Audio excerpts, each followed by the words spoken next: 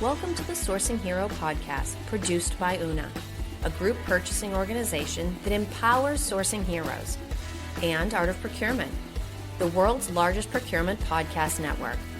I'm your host, Kelly Barnard. The goal of the Sourcing Hero podcast is to capture the epic stories of people who are rising up and beating the odds to create exceptional value within procurement, directly from those heroes themselves. Today, my guest here on the Sourcing Hero podcast is Kris Lance. Kris is Vice President and General Manager at Una, a group purchasing organization, or GPO, that provides the Sourcing Hero with its home. Kris joins me every month to tackle a current news story or topic of interest from his own point of view. So, hi, Kris. Happy May. Welcome back to the Sourcing Hero podcast. Happy to be here. Happy May. Now, the story we're going to talk about today, you and I were just chatting about this offline, and I'm going to admit I was in the same boat. This is a story that not everybody may have heard about, but it's going to be a story you're very surprised you did not hear about. So just in case people are not necessarily up on the details, let's give them the basics on the recent power outage in Spain and Portugal. Do you want to take people through some of the details on that?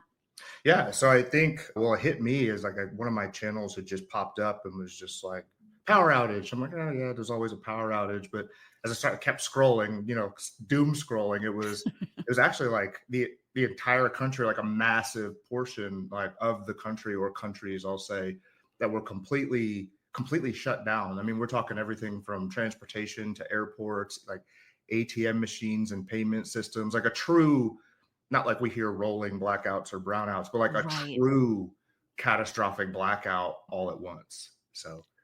And this was one where, so I'm that person, like you can't tell me how many miles it is. I need to know like how many football fields or how many Statues of Liberty, right? I need like a scale of measurement. So I wanted to know really how big this is. And being a US person, I do best with US reference points. This is an area about the size of Texas that on April 28th, they all lost their power. And like you said, that means everything, every single thing that uses electricity went down. And I guess it's rare, but you can understand where this would be catastrophic, almost like zombie apocalypse catastrophic. Yeah, it was a big, so the reason it caught my attention and I didn't just keep, like turn away, and it's like, well, it's not the United States. Why do I need to pay attention? Like why it initially caught my attention was I've been sounding the alarm for a while, echoing the voices of like Scott Mann, Sarah Adams, and they've been constantly talking about a coming threat, the United States, and how it would be coordinated with like the West, right? With UK and Europe and US at the same time. And so for me, I'm like, that much of an area to go down at once, it definitely caught my attention. You don't see that every day. I mean, no. You'll see maybe cities or regions, but when the government is impacted as well, I mean, that's a big deal. So I watched it for as long as I could, kind of just monitored everything that was going on. And then there were different reports, I think, as to what had actually happened. But really what I was watching throughout the whole thing was the government's response. And then what I always watch at events like this is just human behavior. You just learn so much. So you absolutely do learn so much. And I was trying to think in first reading about this, like how many minutes would it take before I was sort of running down the street yelling with my arms over my head? I would like to think I wouldn't actually reach that point. But being in a situation where, in this case, most of Spain, most of Portugal, the south of France, I mean, this is 3 different major countries having this unbelievable outage. And so to your point, so I think the first round of response was, oh my goodness, what's happening? How long is this going to last, right? But it didn't take very long before the question switched and started becoming, how on earth did this happen? And as you would expect with something this dramatic, the suggestions and speculation was all across the board. So what were some of the most popular, whether they were credible or not, potential explanations that you came across? Well, I guess the first one I saw wasn't really a reach, because I had just shared, it was kind of my mindset of like, what the heck, is this an attack? So the first thing I saw was concerns around like a cyber attack, which, I mean, to be fair, with all the saber rattling and other topics we've been talking about, it's not a, a crazy assumption to make. No, not at all. And so that was the first thing that I saw pop up, but I did see like very quickly, not hours, but like within minutes, like that was getting shut down very quickly. And then there were two like kind of main themes, I'll say, that emerged, and I was trying to follow both of them. I'm not too sure where it landed, but one that I heard was there were like atmospheric pressure changes, which sure, maybe. I am not a scientist, but I will tell you though, I think I shared it on another podcast, but I do monitor solar activity, not daily. I'm not NASA or a scientist, but I do. And there were not actually any solar flares or plasma that from the sun that would have caused it, at least again, from my view. So I didn't really pay that one too much mind. It almost sounded made up, like atmospheric changes, but maybe. The second one that I saw, and this also was kind of like poo-pooed rather quickly, but I saw a connection between, I think it was, I'm not sure if it was Spain or Portugal, or maybe both, but they had just celebrated this massive shift to solar and to green energy. And so then there were some thoughts as, was this it? Can the grid handle it? And then again, I saw people very quick to say, no, that wasn't it. That wasn't it. But I was sitting here like, well, then what was it? Because I don't know that I've seen anybody actually come out with like a conclusion. But those were the two or three main things that I heard was like cyber attack, something in space, and then was it the move to green energy? So. No, I think those sort of knee-jerk things are absolutely fascinating because I'm very much of the school of thought that like, no, let's give it time. Let's not jump to conclusions. Let's not get panicky here. Let's not rush to judgment. But on the other side of that, I also think once an idea has been tossed into the ring as a potential cause or explanation, you can't necessarily hastily take it off the table. I mean, it's not like, okay, let's say if somebody said, well, we think Jimmy Hoffa pulled the plug, right? Or Elvis is back in the building and he took down the power plant. Okay. Now you're like front of those newspapers where stuff is a little bit wild. Maybe those can come off the table.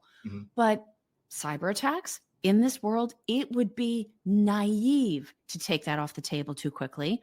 Same thing with solar flares. We know there have been all kinds of issues with that. And I also think it's fair anytime you switch something systemically, and it doesn't matter if it's a digital platform or if it's some other widespread system people are using, and you make a switch, transitions are tricky, right? And so to take any of those things off the table quickly strikes me as being just as reckless as throwing explanations on the table quickly. It's like we have to let the information come out, but then give everybody an opportunity to discuss the credible possibilities. Now, I do think the other thing, and you talked about kind of the human side of things, which is so interesting.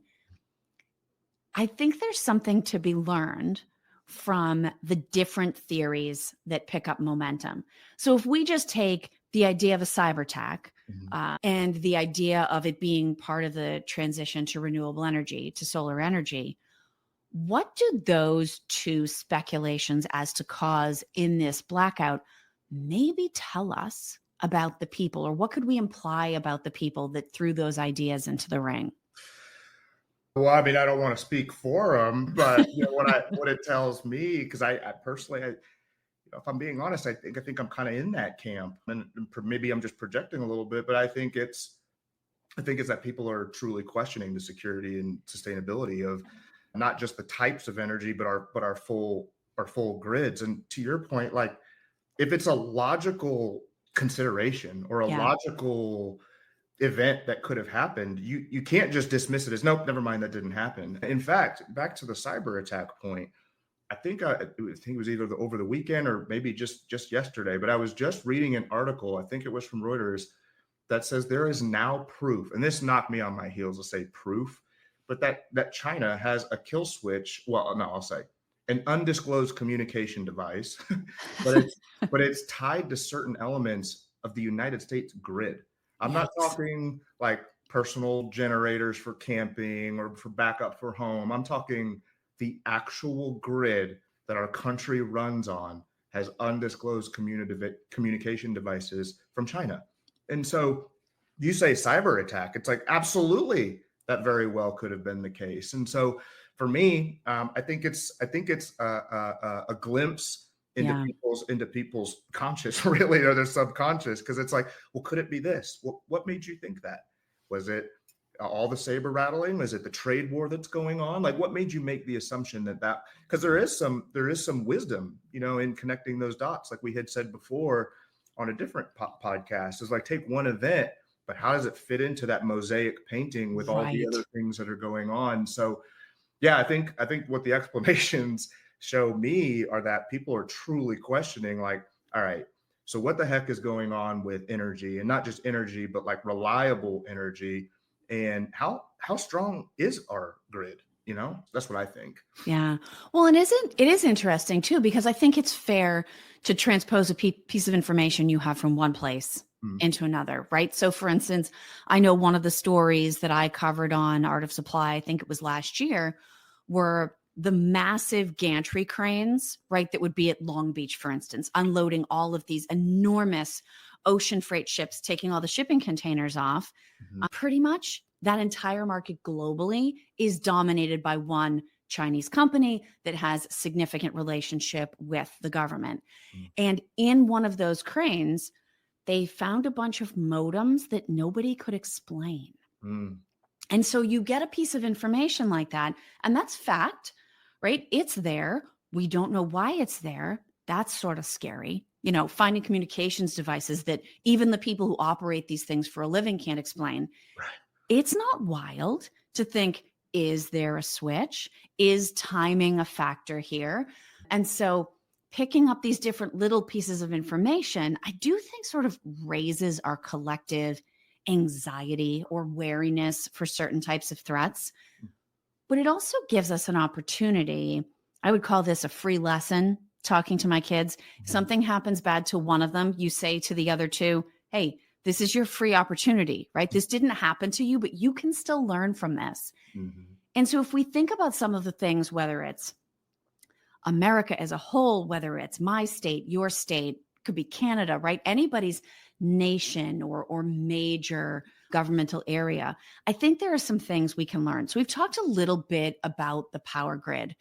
mhm. Um, are there any either lessons we can potentially learn, and that's certainly for people who have the ability to change the way the power grid operates, Mhm. but even to reflect on, geez, maybe we take the power grid for granted, that it just always works. Yeah. Well, I think first of all, I think we do. I do think I do think we take it for granted. While you were talking, I had a thought pop into my head, and I think it connects here. So I have a shirt. I have a shirt that I wear, and it says "Nobody is coming to save you." It's just a black T-shirt in white letters, and that's all it says. Nobody is coming to save you. And I always get really interesting comments or looks when I wear it. Like, I can genuinely see people thinking, like, "The hell is that? What does that mean?" You can see the wheels turning. So I think in this instance, like, the human element, right, where what we can learn is, look, nobody was in a position to save anybody, not even the government. The government was actively trying to get itself in a position to where it could even do something. And so I think if you let that sink in, and then you look at how similar the grid structures are, you might pause and say, huh, so what if that was longer than 48 hours?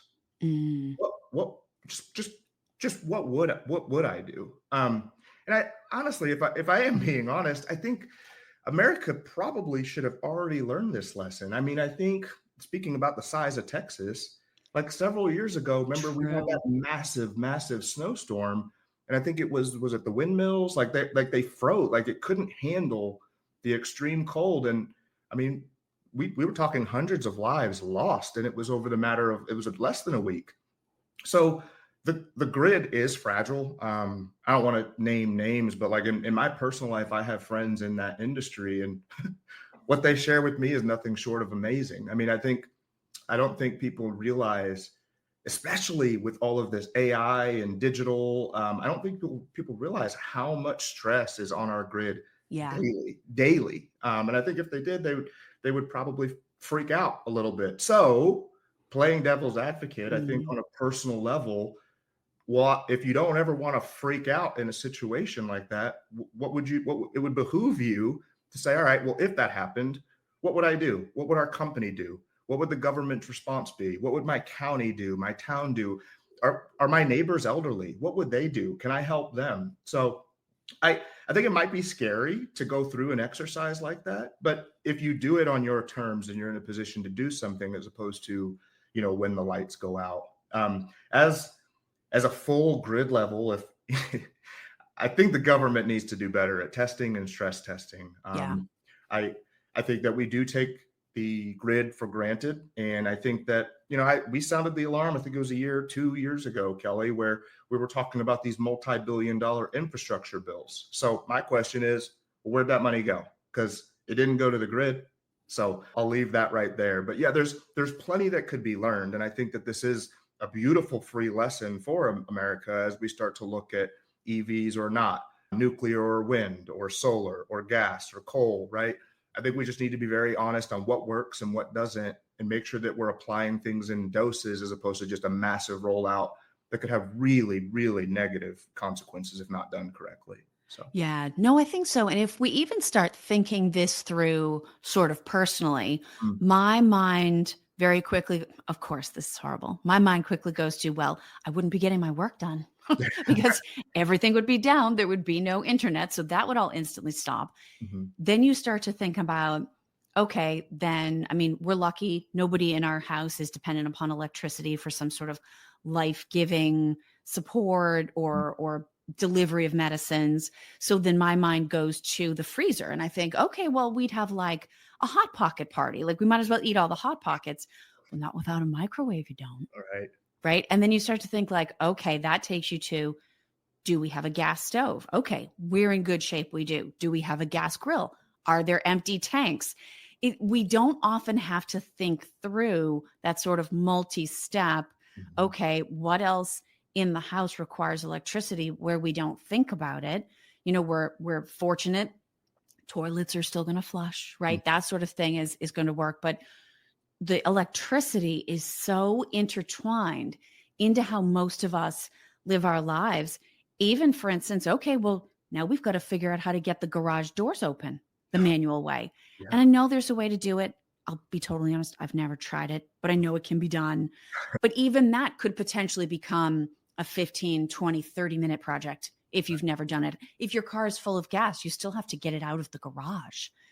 And so I think for individuals and families, to the point of your t-shirt, no one is potentially coming to save you. So first circle, put your own oxygen mask on first. Yep, yep. Next circle, take care of your family. God love you for thinking about, do I have elderly neighbors or someone who's going to need assistance or a Mhm, single mom with a bunch of kids who could use right, a hand? right. It very quickly boils everything down to what are the things that truly matter most and what is within each of our own individual or small group capabilities to do in a difficult time like this. Yeah, you freaking nailed it with that. Absolutely, because it's not like you can just, all right, everybody just gets a manual and a pamphlet, and this is Yeah. what to do when the lights go out. It's like everybody has different situations, different setups, different economics, different regions. What's the weather? I mean, Right. all those things that would factor in. And so you're absolutely right. I agree. Now, I went searching for positive stories Hmm. because, yes, I think there's lessons to be learned. Yes, I think it's good to think this stuff through. But I do genuinely believe that the absolute gem of human kindness and goodwill shines. This is when you hear about whether it's, what was it, the Cajun Navy, right? When they've had some of the floods, or you hear about people taking their own personal helicopters to go help people in North Carolina after Mhm. that storm and the floods that followed. I do think sometimes the pressure of these situations can absolutely create diamonds out of carbon. Mhm. And I found a really interesting story about a family. Now, granted, one of the parents in this family was a therapist or counselor of some sort. So they were already positioned for success, but they were purposeful about the time. And they took the opportunity of not having power to reconnect with each other, say, no, not only are we not going to panic, we're going to sit around and connect in a way that we haven't in a very long time. And I loved reading that story. I would hope that instead of being the lady running down the street, yelling with my arms over my head, I would be that cool, calm, collected family. But what sorts of silver linings do you tend to think about when challenging events and circumstances like this arise? And obviously, we're tying this to the idea we always round these conversations with the idea of heroism. I personally think being the calm in the midst of chaos is heroism every single time it happens. But I also think making the best of a bad situation can be heroism. What sorts of silver linings maybe come to mind for you that either happened in other difficult circumstances or even that you came across in your reading about this power outage? Yeah. Well, I think first things first, I think you're right. I agree that in situations like this or worse, being calm it's almost a superpower. I think it's one of the things they even teach like first responders, or, if an airplane's going down and you're radioing for help, like you can't panic too. Like, someone has to talk somebody else off the ledge. So usually the cooler head and the calmer person is what's going to be able to get everybody to rally and, march forward. So I think above all, don't panic, stay calm. And that's just good life advice, I would say. So when I think of like silver linings, though, I mean, the first thing that comes to mind is I personally think the world would be a much better place without social media. So I didn't say internet, I said social media, but Very specific. they're very different. But I think, given a length of time, without social media, I actually think that depression would go down. I think genuine connection would go up. I think people would probably start talking to their neighbors again, independent of the sign that's in their front yard. Yeah. So I think that's a benefit, no power, no social media. Admittedly, a little tongue in cheek, I'm like, okay, there's an excuse to not respond to emails for a day or two. I can't get to it. Sorry, but for me to really define silver lining, I mean, I could keep going, right? I love the idea of just getting the kids together and like finding a way to make it fun or get an adventure out of it. I think I could have a pretty long list, but only if we're really talking 24 to 48 hours. I think once you get beyond that, it becomes a very different list because, well, I don't, like we were talking about, I don't think people have the skill sets to not just thrive. I would question people's ability to just make it. Totally agree.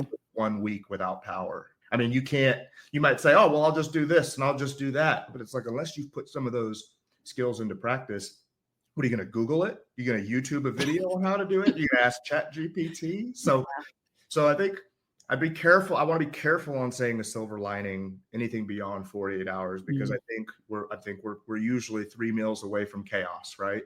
Yes. And so that's the lens I'm looking through. But for me, a positive 24 hours or less, I'm thinking no social media, a break from emails, a break from news, just time with family, a break from the proverbial grind, if you will, and just getting back to your whys. Really, I bet it's probably your why. When you're left with nothing else, right? What is it? It's your why. So, absolutely. Yeah. Well, Kris, I always enjoy not just talking about these stories, but this story was definitely one that you picked. I love having the opportunity to take something that maybe doesn't get as much news coverage as something else, but that there's actually more value in us having the opportunity to stop and reflect and talk it through. And we really do this every single month. We've taken stories across the world, across the board. But if somebody is listening in today, and this is either the first time they've listened to The Sourcing Hero, or this is the first time they've heard an episode with you in it, what would be some good ways for them to connect and to learn more? So if you want to reach out, you can send me an email at Kris, Kris, @una.com. If you want to learn about Una, what we do, what I do on a day-to-day basis, you can go to una.com. You get to see some of the fantastic people I get the privilege of working with. I am on LinkedIn. That's Kris with a K also. But again, if you want to have a conversation, just shoot me an email. We can set something up. Thank you for listening to this episode of the Sourcing Hero podcast. Join us again next time for more true stories of sourcing and business heroism performed by your colleagues and peers. Look for the Sourcing Hero wherever you get your podcasts, and don't forget to subscribe. Finally, don't forget, Sourcing heroism is taking place all around us every day. Keep your eyes open and you're bound to see it. Until next time, I'm your host, Kelly Barner. Stay well and always remember that you can be a hero too.